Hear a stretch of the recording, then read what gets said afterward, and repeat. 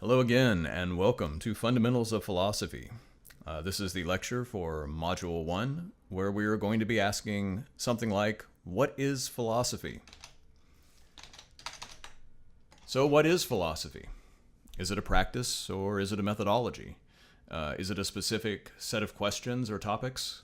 What distinguishes a particular question as being a philosophical question rather than, say, a scientific or psychological or religious question?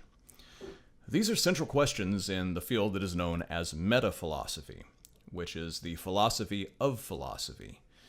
There's a philosophy for just about everything. Etymologically, philosophy derives from the Greek for love of wisdom. Philos, love, Sophia, wisdom. It is the oldest of the academic disciplines and the discipline out of which the concept of an academy first arose. In the Western tradition, philosophy dates back to around 600 BCE, or just over 3,000 years. The earliest philosophers were from Greece, and we know them as the pre-Socratics, literally the ones who came before Socrates. This should give an indication of the importance of Socrates to the topic. Only fragments of pre-Socratic teaching survive. From what we know, they were primarily concerned with the question of metaphysics, or the ultimate nature of reality. Some of their speculations were remarkably prescient, considering they were writing 3,000 years ago. The philosopher Democritus, for example, suggested that everything was composed of atoms, over 2,000 years before the birth of modern atomic theory. His predecessor, Heraclitus, suggested instead that everything was characterized by process, change, and transformation, anticipating contemporary quantum field theory by an even greater span. But there is more to philosophy than metaphysics, although I'm personally a fan of metaphysics. There is a philosophical discipline for just about every subject imaginable. In this course, we will be covering a small sample of those topics, the philosophies of logic, science, epistemology, or knowledge, consciousness, freedom, or free will, ethics, and justice. There are also many other areas that we will not be able to cover in this short course, unfortunately, such as aesthetics, which is the philosophy of art and beauty, ontology, which is the philosophy of what exists, religion, language, education, identity, technology, and time, not to mention pretty much the entire field of continental philosophy, such as existentialism, phenomenology, and postmodernism, and things like that. So what is it that these various topics have in common? In the first of our readings for this module, the Beardsleys, Monroe and Elizabeth Beardsley, distinguish between philosophical beliefs, philosophical questions, and philosophical thinking. In our daily lives, we all hold and act upon a constellation of ordinary beliefs. We likely believe, for example, that criminals are responsible for their crimes. But these ordinary beliefs do not exist in a vacuum. Upon closer examination, we find that our individual ordinary beliefs are grounded in additional assumptions of a more general and fundamental nature. Our belief that criminals are responsible for their crimes, for example, rests upon an assumption about the nature of responsibility. That if one has a free choice between two alternatives, then one is responsible for the consequences of the alternative that is chosen. In other words, our beliefs regarding personal responsibility are grounded in our beliefs regarding the existence of free will. And our belief in free will is more general than our belief regarding criminal responsibility.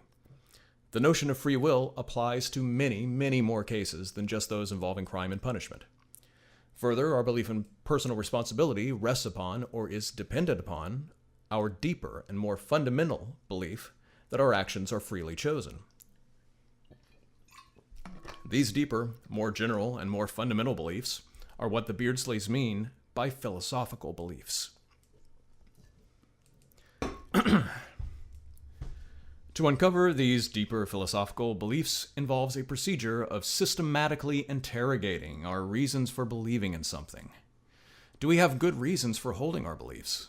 Are our beliefs logically consistent? Do they support each other or contradict one another? Do they naturally follow one from the other? To interrogate the logical reasoning behind our beliefs is to ask philosophical questions. And for every belief or pattern of belief that we question, we are likely to discover a layer of more general and more fundamental interconnected beliefs. To borrow from an analogy from the philosopher W.V.O. Quine, we discover a coherent web of belief. At the center of the web are our most fundamental core beliefs. These are our most stable and cherished beliefs, the ones from which all of our daily habits of thought and action ultimately emerge. At the edges of the web, are our ordinary daily beliefs. But pluck at the thread of an ordinary belief with enough persistence, and you may find a trail leading deeper into the center of the web, to beliefs so buried and so central that you were not even aware that they were beliefs. To ask such philosophical questions and to seek out and risk potentially disturbing or even upending such fundamental philosophical beliefs is to engage in the process of philosophical thinking, according to the Beardsleys. And I guess according to W.V.O. Quine. All right. Socrates and Bertrand Russell, moving into the headliners for this module. So for this journey into the heart of philosophy, Kahn, our editor, our intrepid editor for the anthology that is our primary text, selects Socrates and Bertrand Russell as our exemplary guides, which strikes me as a fairly intuitive choice. I mean, Socrates stands at the birth of philosophy in ancient Athens. The eternal gadfly asking probing questions of the so-called city experts, exposing layer by layer the hidden assumptions behind each of their unexamined beliefs. Russell is a likewise towering figure, a pioneer of the contemporary analytic style of philosophical inquiry. Like Socrates, Russell pitted his great intellect against the orthodoxies of his time, testing the foundations of our most deeply held assumptions about the world. Russell and Socrates also both share a conception of philosophy as a good in itself. Russell's practical men and Plato's Athenian authorities are both charged with getting the notion of value precisely backwards. Value isn't to be found in wealth or status or professional advancement, according to Russell and Socrates. Value, instead, is to be found in critical minds, unchained from dogma and free to challenge the foundations of their own and their society's beliefs. And for these views, Socrates was jailed. Take two. And for these views, Russell was jailed and Socrates was killed. So, let's talk about Socrates. Specifically, let's talk about Socrates and Plato. If Plato were writing today, his major works might be categorized as Socrates fan fiction. We know that the real Socrates existed. We know he was a real guy. Multiple accounts can be found in the writings of his contemporaries, his admirers as well as his critics. And we know that Plato was his student. But Socrates left behind no writings of his own. And as a result, we primarily know of his thoughts and deeds through the accounts that are recorded in Plato's dialogues. This creates kind of a thorny question, right? Is Plato simply a devoted student memorializing the ideas of his mentor, or is Socrates kind of a literary mouthpiece for the philosophy of Platonism? When we read the Socratic dialogues written by Plato, are we reading Socrates' ideas or are we reading Plato's? And that's very much a live question. There's kind of a general consensus that the early works, the Socrates of Plato's earlier dialogues, such as the Apology, which is anthologized in our text as the Defense of Socrates, that those hew closer to the original, to the actual Socrates. The version of Socrates that appears in Plato's later writings, such as the Republic, which we're going to read in Module 7, is more likely a vehicle for Plato's philosophy, for his mature philosophy. So for simplicity's sake, since we're dealing with the Apology in this module, I'm going to refer to the views presented, as those of Socrates rather than Plato, because it can, again, it gets a little tricky. So, the Apology, and the word apology means something kind of different in this context than what we're used to. Socrates is by no way, and in no sense, apologizing for anything in this text. Quite the opposite. But the trial and execution of Socrates is what Plato is concerned with documenting in this dialogue. The Greece of Socrates' time was a place of contradictions, a democracy built upon slavery, and a land of both enlightened inquiry and uncritical misogyny. There were a pantheon of pagan gods who were imagined to embody the same vices and virtues as mortals, and a school of philosophers known as the Sophists, who charged hefty fees to teach nobles and politicians the art of persuasive speech, with little regard for the truth behind their rhetoric. Not unlike, perhaps, marketing and advertising today. Despite his humble and disheveled presentation, Socrates himself was a descendant of Athenian aristocracy. Let me try that sentence again. Despite his humble and disheveled presentation, Socrates was a descendant of Athenian aristocracy, which already put him at political odds with the city's democratic leadership. And Athens at this time had sort of gone through some upheavals. There was the so-called 30 tyrants took over from the original democracy, and the democracy again was reinstated, and the 30 tyrants were overthrown. And so there was a lot of political intrigue, there was a lot of infighting, and Socrates, excuse me, at this moment found himself on the wrong side of it. And his habit of publicly embarrassing city elites with his hectoring questions provided a convenient pretext for his political persecution. I mean, they kind of wanted him gone anyway, but the fact that he was sort of making them look foolish on a regular basis and had built up quite a following of people who enjoyed following him around and watching him make the city elders, the wise men of Athens, appear to be foolish. That fact also did not endear him to the ruling classes.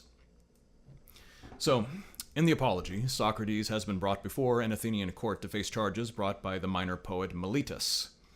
I'm sure I'm saying that wrong. Who accuses Socrates of both atheism and of corrupting the youth of Athens with his teachings. Because, again, there were a lot of young, I think, given the culture of ancient Greece, a lot of young men who were following Socrates around and were sort of his students, pupils / fan club, and who were very interested in his method of asking very probing questions that seemed to expose contradictions in the beliefs of the people who were considered to be the wise elders and city leaders. So those are the accusations. It is likely that the Athenian court expected to meet an apologetic Socrates who was there to repent for his crimes and promise to leave the city and refrain from any further public challenging of local dogmas. I mean, this is what they usually saw. They weren't used to being sort of called out by defendants in cases. And instead, they encounter a defiant Socrates who turns the tables, putting the whole of Athenian society on trial for its sophistry, even to the point of inviting his own execution. Socrates answers the charge of corruption by pointing out that, unlike the sophists, he charges no fees for his lessons. The Athenian youth who follow him do so because they enjoy the spectacle of witnessing the city's alleged experts being publicly humiliated by their inability to adequately respond to Socrates' interrogations. Besides, Socrates argues it would be contradictory for someone to intentionally corrupt those around him, because doing so would be to intentionally invite harm upon himself. And this seems like a strange argument to us now, but the question of whether he was corrupting the youth intentionally or unintentionally was an important one to Socrates, because he did have the belief that it was a logical contradiction for someone to do something that would intentionally bring harm upon oneself. So to corrupt those around you who you associate with and who you plan to continue associating with is going to ultimately mean you're corrupting yourself. So there is, to Socrates' mind, a logical contradiction inherent in this. As for the charge of atheism, Socrates counters that it is his loyalty to his god that causes him to question the city elites. The oracle of the god of the city of Delphi is supposed to have claimed that Socrates was the wisest of all men. This puzzles Socrates, who is keenly aware of his own ignorance. And so Socrates takes the prophecy of the oracle as a divine imperative to discover the nature of this supposed wisdom, to seek the foundations of wisdom even at the cost of his own life. And so Socrates seeks out the men of Athens with the greatest reputation for wisdom, and one by one interrogates them to discover the source of their alleged wisdom. But what he discovers is not wisdom, but instead only arrogance. The confident assertions of the city elite crumble under the weight of Socrates' relentless refutations, which reveal contradictions piled upon contradictions. The majority of Plato's dialogues are accounts, real or imagined, of these interrogations, in which Socrates demands again and again that his interlocutors provide adequate reasons and justifications for their beliefs. At last, Socrates concludes that this must be the secret of his own wisdom, that unlike the wise experts of Athens, Socrates alone recognizes that he does not, in fact, know anything at all. Socrates' wisdom lies in his awareness of his own ignorance. He knows that he does not know. He knows what he does not know. And with his ignorance thus revealed, he is at last free to seek genuine knowledge. So Socrates sees this quest as both a divine mission and a public service. He's going around and exposing the false beliefs, the contradictory beliefs held by the people who are the rulers and advisors of the city. He's helping out. He's clearing out all the bad arguments. And so he vows to continue to engage in public acts of illicit philosophy, questioning true and false knowledge and exposing those who pretend to be wise when they are, in fact, not wise. He even suggests that instead of censoring him, the politicians of Athens should thank him for his service in demolishing their precious illusions, and perhaps even provide him with a free meal for his kindness. Maybe a few free meals. Suffice to say, Socrates' jurors did not share this opinion. And when the judgment of execution is passed down, a defiant Socrates points out that death is no punishment because no one can truly know whether what comes after death will be good or bad. He also makes this sort of wonderful point that it's no punishment because no man can be punished by his inferiors, which I'm sure won him a lot of points with the jury when he basically told them, you guys can't do anything to me because I'm better than you, so it's impossible for you to harm me. That's if you ever find yourself as your own defendant in trial, maybe don't use that particular argument. Besides, to cease philosophy would be a fate worse than death for Socrates, because the deep examination of life is the greatest possible pursuit, more important than worldly riches or status or even life itself. And this journey begins with a recognition of the limitations of our knowledge and with acknowledging what we do not know. For as Socrates finally declares in one of the most famous slogans in all of philosophy, that the unexamined life is not worth living. The Socratic method. Philosophy, then, for Socrates is not just a discipline, it is a way of life, grounded in principles of ethical self-examination. In contrast to the sophists, who emphasized moral relativism and persuasive rhetoric, and the pre-Socratics, who were primarily concerned with questions of abstract metaphysics, what is everything? Is everything water? Is everything fire? Is it all atoms? What is it? Socrates saw the pursuit of philosophy, however, as an ethical imperative aimed at uncovering true knowledge. So to live a good life, one must first achieve true knowledge of goodness itself. If you're going to be good, you have to know what good is. If you're going to lead a good life, you have to have knowledge of what it means to be good. And that means not just having a list of good things, but understanding what it is in virtue of which those good things are good. What makes them good? Socrates' method of interrogation is known as elenchus, or the Socratic method. Excuse me. This method is both critical and dialogical. Socrates begins with a simple question, such as, what is the good? Inevitably, his subject responds with a number of specific examples of good deeds or values or whatever. But that's not what Socrates is after. He isn't looking for an example of a good deed. He wants to know what it is that makes a good deed good. And so each answer is met with a further question directed at its foundation, stripping away layer after layer of unexamined beliefs in search of the ground of goodness itself. Socrates is searching for nothing less than the primordial form of the good, or, the beautiful or the courageous or the just, depending on which particular dialogue you're reading. And he does this throughout the various Platonic dialogues, or Plato's Socratic dialogues. Each one is concerned with a specific topic, and Socrates is asking again and again all these questions and of his interlocutor, who is supposed to be someone who is wise in this particular regard. And Socrates just continues to refute and break down and point out the contradictions in the arguments of the person that he is sort of interrogating. Sometimes the dialogues end with a resolution, sometimes not. Sometimes they're kind of open-ended. So, form of the good, what does that mean? That's our segue into the Platonic forms. So it is here that the line between Socrates and Plato starts to become a bit blurred. As we will see in later modules, Plato divides the world into two realms. In life, we encounter many things that share certain similarities. An apple and a baseball are both roughly circular. They are particular examples of circularity. But what we do not find is circularity in itself. According to Plato, the fact that we are able to recognize that two objects share the trait of circularity indicates that there is something like an ideal and universal form of a circle that must exist that must exist independently of its particular instantiations. So if we have and this isn't just for circles.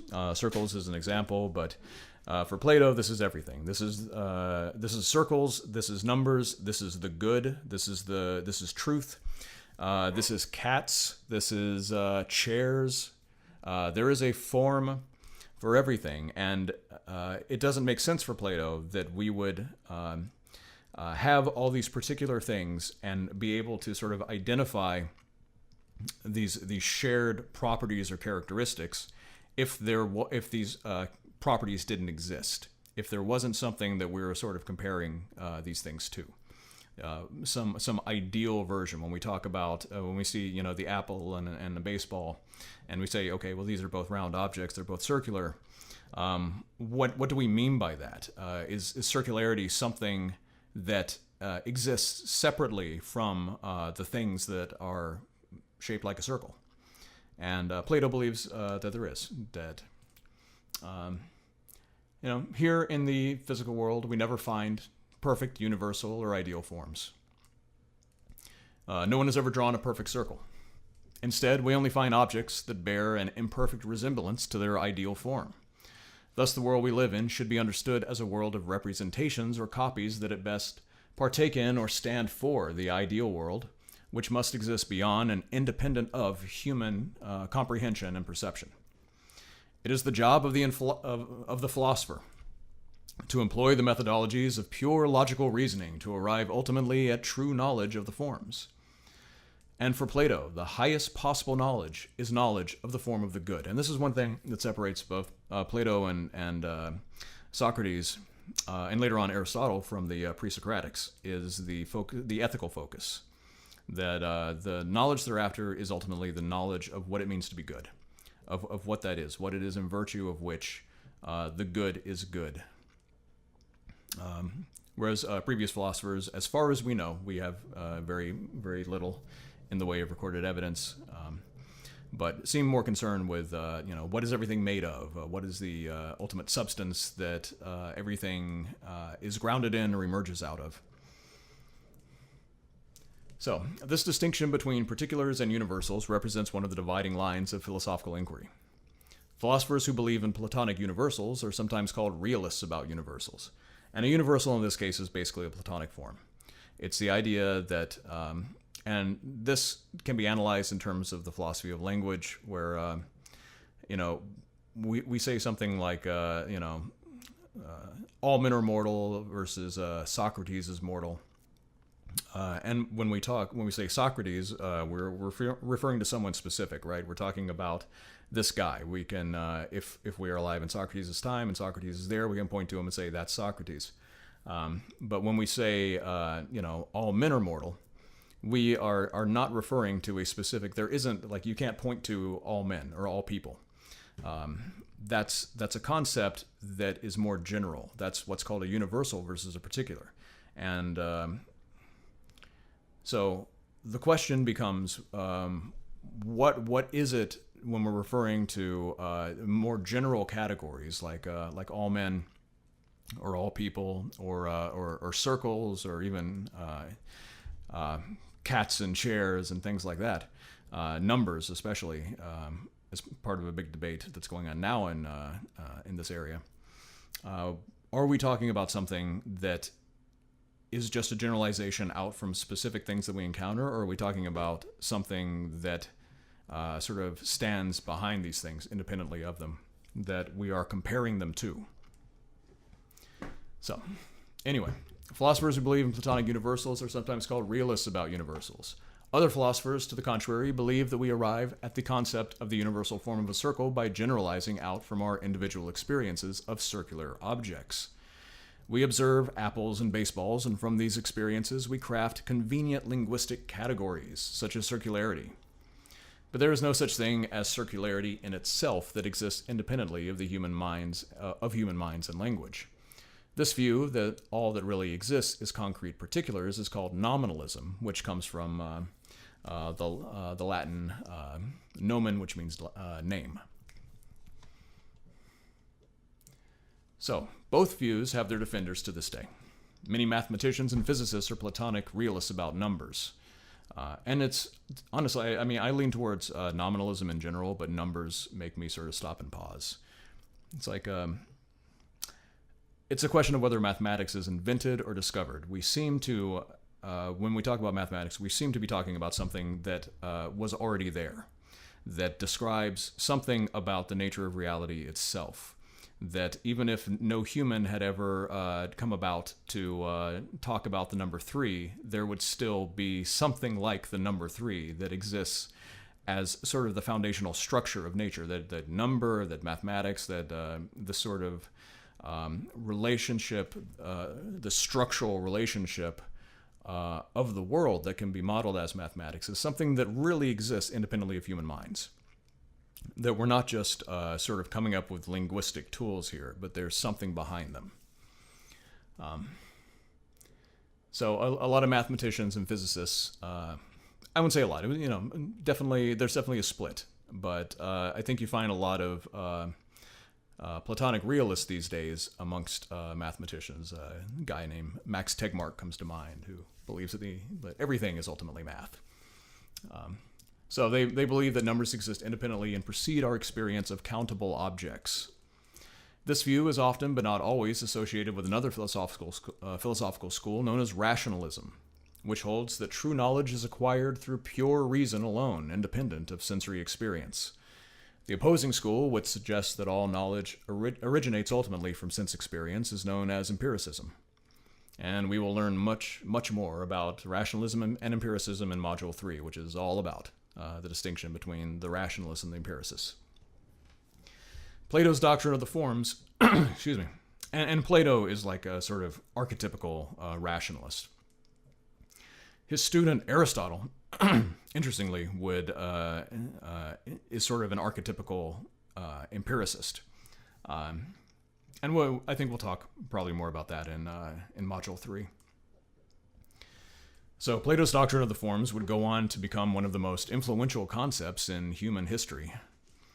In particular, the division between the realms of heavenly perfection and earthly imperfection that characterizes the three major Abrahamic religions of Judaism, Christianity, and Islam are historically derived from Plato's doctrine of the realm of perfect forms. So that split between an earthly world that is sort of a pale reflection or copy or imperfect imitation of a sort of divine world of perfection, where the ideal of everything exists, where everything exists in its perfect form, and that the things that exist as copies are only or reflections are only here in virtue of the fact that they partake in, or in some sense grounded in, this ideal world that gets passed down. There's a whole sort of historical chain of and a very interesting historical story about how that sort of translates from Plato down through the Romans and ultimately becomes foundational for the big three Abrahamic religions. And so, transitioning now from Socrates 3,000 years ago, Plato and Socrates 3,000 years ago, to the early 20th century, we're going to talk about Bertrand Russell.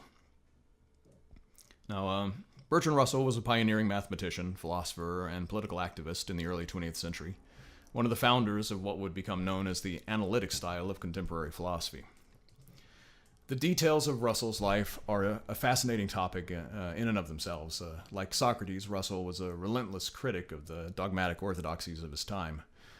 He was a child of the British aristocracy, and he was initially educated under a strict kind of conservative religious orthodoxy. But Russell quickly moved beyond this upbringing, becoming a fierce critic of religious dogmatism, conservative politics, and traditional sexual morality. Russell's progressive political activism led to his eventual dismissal from Cambridge University, and twice resulted in his imprisonment. Usually, it was his pacifism, his objection to war, World War I, and later on, his objection to nuclear proliferation. But eventually, this sort of humanitarian work that he was doing, as well as his just enormous contributions to math and logic, would earn him a Nobel Prize and make him one of the most influential philosophers, not only of the 20th century, but in the history of philosophy. And I encourage everyone to watch. There's 2 videos on Russell posted in the learning materials section, and all of this is linked in the text version of this lecture. Both videos do a great job of sort of contextualizing and telling the story of Russell. So, Russell was a student of the influential process philosopher Alfred North Whitehead, with whom he authored the giant 3-volume Principia Mathematica, which is an ambitious attempt to derive the entirety of mathematics from a foundation in philosophical logic. And I just want to take a minute to... Russell believed that the whole of mathematics, the whole number theory, everything, was grounded in logic. The philosophical logic was you could, if you grasped that, if you fully sort of unpacked and explained philosophical logic, you had the skeleton key to everything. That this was his major project that he and Whitehead worked on. Most people believe that it failed, but it was extraordinary, breathtakingly ambitious, and was a very important work and very influential.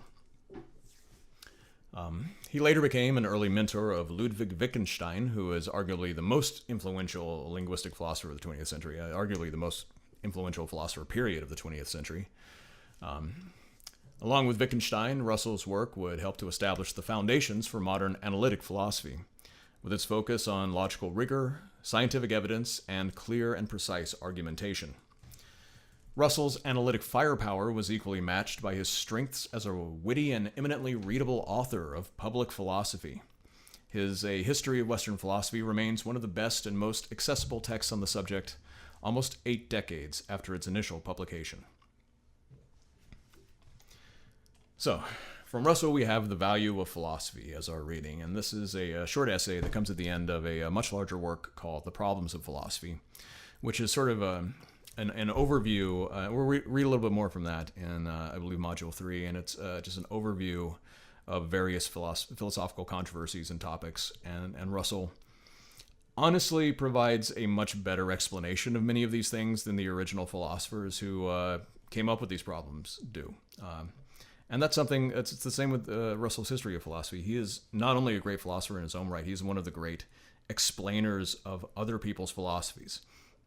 He's one of the great interpreters and sort of public philosophers in the sense of making very abstract, very complicated, and very difficult topics accessible to be. And his writing does not read like it's 100 years old. Russell was writing the early 20th century. We are now somehow in the early 21st century. So we are, in some cases, over a century out from the original writings. And a lot of times they read... excuse me, they read like they were written yesterday. Russell was just an extraordinarily talented writer, as well as a talented thinker. So, where are we? Russell frames his essay as a response to criticisms of philosophy from practical men, quote unquote, who place value above all on direct results, clear answers, and material progress of the kind provided by science and mathematics. So, I mean, the objection is that, philosophers, you're all concerned about these sort of abstract matters that either seem, trivial, like, universals and versus particulars. How does that affect my stock portfolio? In our fast-paced, data-driven society, who has time for ambiguous philosophical questions about meaning? It's been 3,000 years, guys, and philosophy seems no closer to answering the ultimate questions of life, the universe, and everything. If you've read Douglas Adams' Hitchhiker's Guide to the Galaxy, you know that the answer to the question of life, the universe, and everything is, in fact, 42. If you haven't read it, read it. It's great. So what is the supposed value of philosophy? Of course, pointing to scientific progress to illustrate the absence of philosophical progress ignores the fact that science was originally a part of philosophy. Physics was once called natural philosophy. Chemistry, mathematics, and psychology were also once included under philosophy's umbrella. It wasn't until natural philosophy developed reliable methods for producing consistent results that science broke away to become its own unique discipline. Once a set of questions has been satisfactorily resolved, then those questions no longer belong to the domain of philosophy. At least, and I would say that I disagree a little bit with Russell here, because the philosophy of science exists. Philosophy is not that easily satisfied. Once something breaks away and becomes its own discipline, it is not immediately immune from philosophical criticism. And all of the fields mentioned, I believe, still have a tremendous amount of work that's being done that question their methodology, that interrogate their results, their foundational assumptions, and the work of philosophy never stops. It's never satisfied. And that's one thing, actually, where Russell and Plato, I think, differ, is that Plato seemed to believe that once you get to the forms, you're done. You have discovered the secret of the universe, and you can sort of pack it up and take, it's it. You found the perfect form of the good. You're done. Philosophy's over, kids. Pack it up, go home. Russell, I don't think, believes that. I think he believes that you're never going to hit bedrock. You're never going to hit the bottom. There's always going to be more questions to ask. There's always going to be another layer to unearth. So, and that to Russell is the point. The value of philosophy lies exactly in the fact that it pits our reasoning against the puzzles that science and related disciplines have not been able to successfully resolve. The ambiguity and uncertainty of philosophical questions it's a feature. It's not a bug. We inhabit a world filled with ambiguity and uncertainty. And it is only by contemplating questions that resist straightforward answers that we condition our minds to navigate the complexities of the unknown and the precarious. I mean, you're not gonna always have the answers directly in front of you. You're going to have to navigate situations that are inherently uncertain, and questions that resist easy attempts to categorize an answer and that you can just look up on Google and figure out how to resolve some sort of high stakes dispute. You need to be able to train your mind to be flexible and adaptable and to be critical and able to sort of interrogate these ambiguities and break them down and figure out some sort of foothold in there. Figure out how to think about things. And that's ultimately what philosophy tries to teach you, is how to think about things. For Russell, the value of philosophy does not reside in the answers it provides, but in the process of inquiry itself. The questions of philosophy are often cosmic in their scale and labyrinthine in their complexity. They may, by their very nature, be beyond the capacity of human minds to ever adequately resolve. But by taking up the challenge, we sharpen our reasoning skills in ways that would be impossible if we were to concern ourselves exclusively with matters that have already been settled and decided. We are forced to clarify our concepts, to refine our terms with increasing care and precision, to engineer new and novel methods of investigation, and to relentlessly critique our arguments in order to eliminate any potential flaws in our chain of reasoning. Without philosophical criticism, our world would be bound by the settled dogmas of our time and place. custom, bias, tradition. These would remain forever unquestioned. And whatever passed for the common sense of the practical men of the time, and very much, practical men, especially even in Russell's time, would mark the eternal boundary of our imagination. There could, by definition, be nothing new under the sun, and no progress toward any new frontiers of human thought or society. By following philosophy's trail of boundless critique, however, we free ourselves from the tyranny of custom, to use Russell's phrase, and we escape the limitations of our egocentric perspective, inching ever closer to the universalist view. Excuse me. We broaden our vision by adopting new perspectives, contemplating more sides of the issue, and abandoning the comfort of our habitual modes of thinking. Philosophy for Russell is an act of intellectual and spiritual liberation. By fearlessly confronting the greatest of questions, we make ourselves greater. And again, I want to kind of disagree a little bit with Russell on the notion, and I don't know that he thinks we can achieve something like true objectivity, that we can step entirely outside of time, place, culture, and the sort of egocentric perspective that we have as an individual with a consciousness that's sort of locked into our own head and was born in a specific time and a specific place and a specific culture. You're never going to erase all of that. There is no view from nowhere. Russell, I think, believes that you can, by widening your perspective, getting a more cosmopolitan view, and also by training your skills at reasoning, that you can come closer to an objective or a universal view, as opposed to remaining just sort of locked in by the biases of your time, just sort of accepting what you're handed at birth, what the people around you believe, what your parents believed, what their parents believed, what the people on TV believe, what the authorities in whatever your local town and school, at work, whatever they believe. You have to be able to question and challenge those things. You have to be able to step outside of that sort of worldview, and not be afraid to risk unsettling those sort of core foundational beliefs to find out what you really believe, what really makes sense. And I think that not only makes you a more rational, perhaps, investigator, but also makes you a more empathetic and kind person, because it allows you to broaden your perspective and more easily adopt the perspective of others, and to less easily perhaps categorize them as others, but to see sort of yourself in the world, in other cultures and places and times, etc. Anyway, moving on. Russell on work. Now, for our discussion question in this module,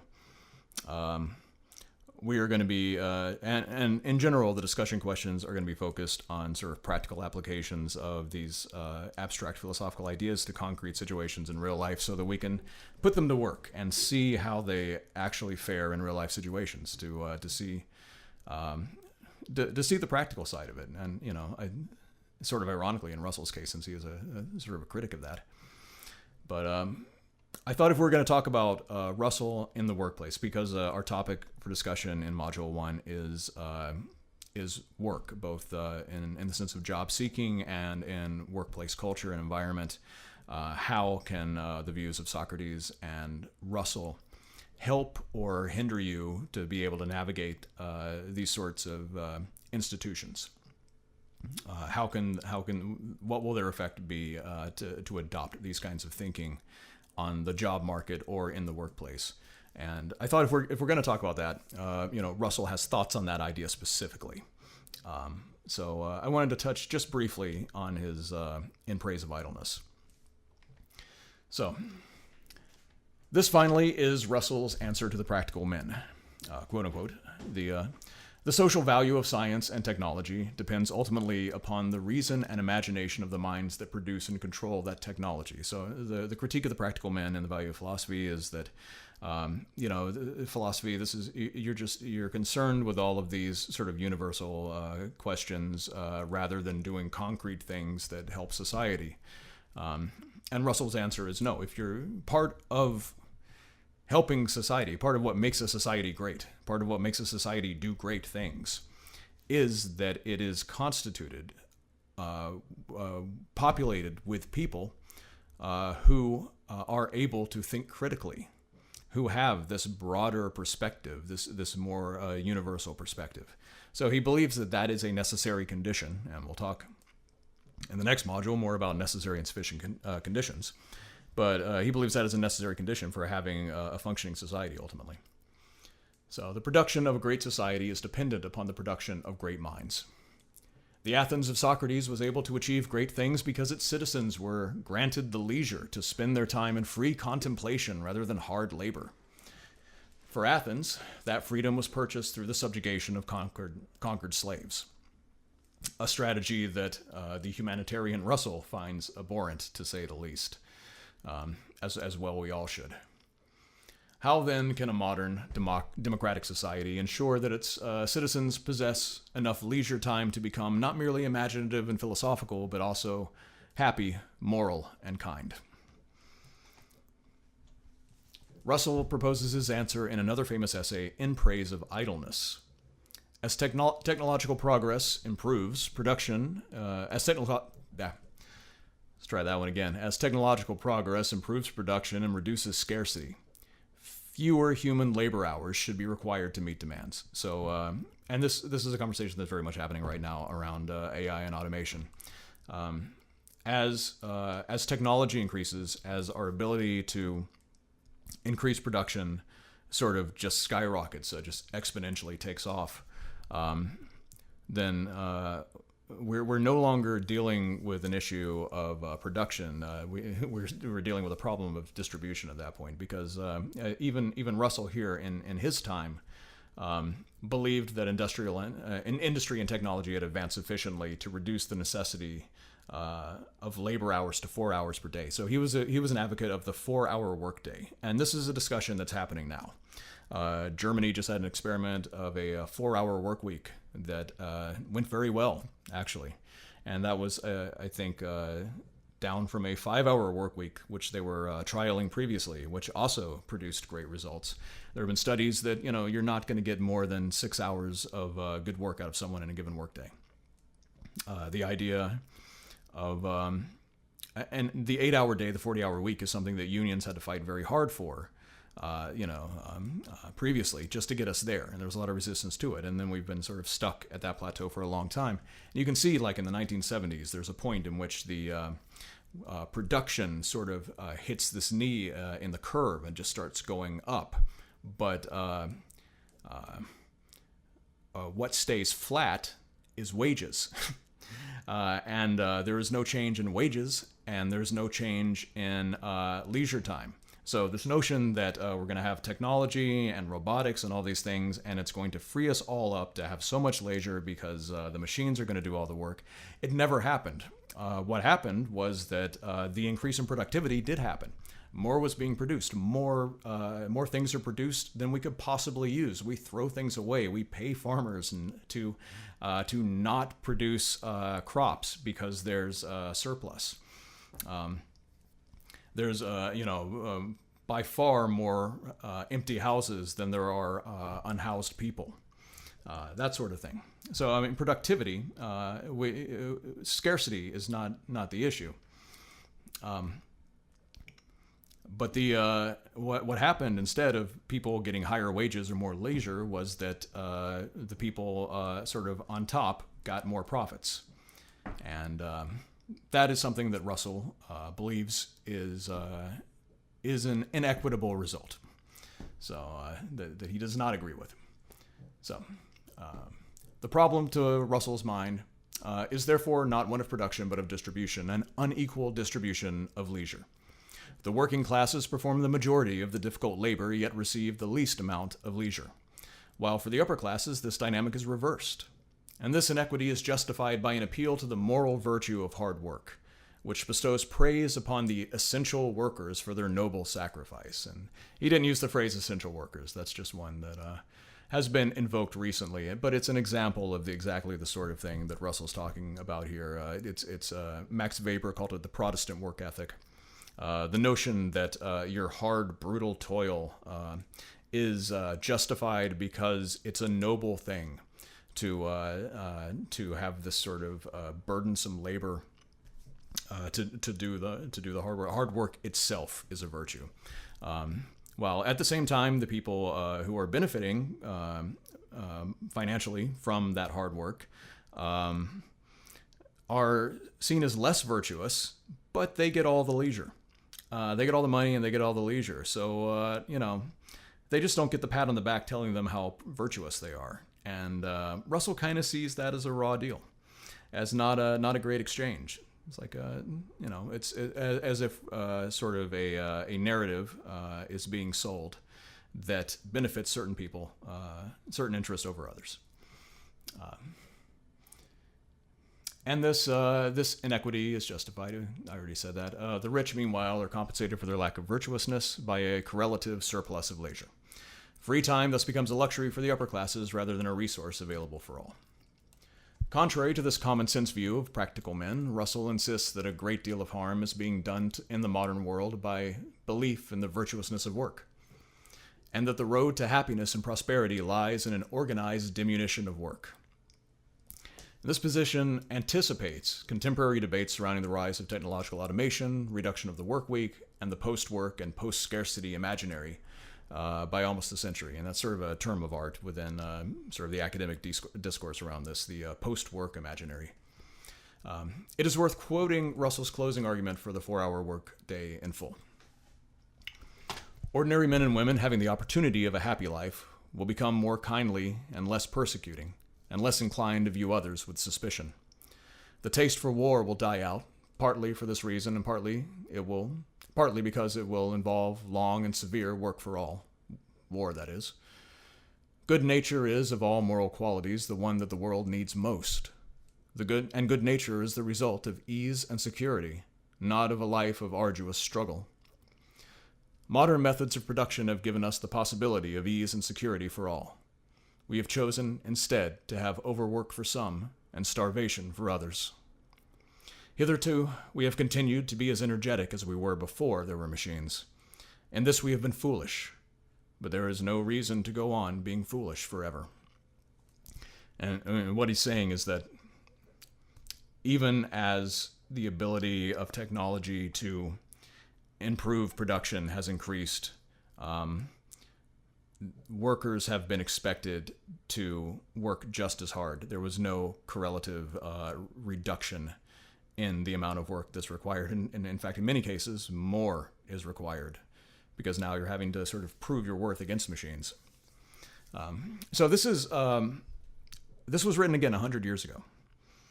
And we are still very much having this discussion today. And Russell, in his time, was an outlier. These were heretical things for Russell to be saying in his time. Now, I think we talk more openly about sort of the problems inherent with a lot of these systems. And especially with AI and automation sort of looming ahead of us. These are, the conversation around like universal basic income and things like that. We're going to need to take a very critical and philosophical approach to this issue. Otherwise, a lot of people are going to be hurting really bad when jobs disappear. And 100 years ago, Russell saw that and talked about it. So that is it for this module. I hope that some of this will be helpful for you, both in the discussions and the quizzes and the other things moving forward through additional modules. The other discussions that we're going to be having, we'll definitely be seeing Plato and Russell again many times. In the case of Plato's in everything. Yeah, I am going to definitely bring more water next time because my throat is very dry and my voice was going out about halfway into this. So I'm going to leave you with another comic from Existential Comics. If it doesn't come through in the email, which I know, at least on my end, it looked like it didn't come through on the announcement, the email version of the announcement, with the lecture notes in it. If not, you can click through and view it on the course website, or just follow the link to the actual website and give some views to the comic. And there's hover text over these things. You can hover the mouse over them, and there's like more jokes embedded that are invisible that pop up when you hover your mouse cursor over the comic. So enjoy that, and we'll talk next week. All right, have a great week.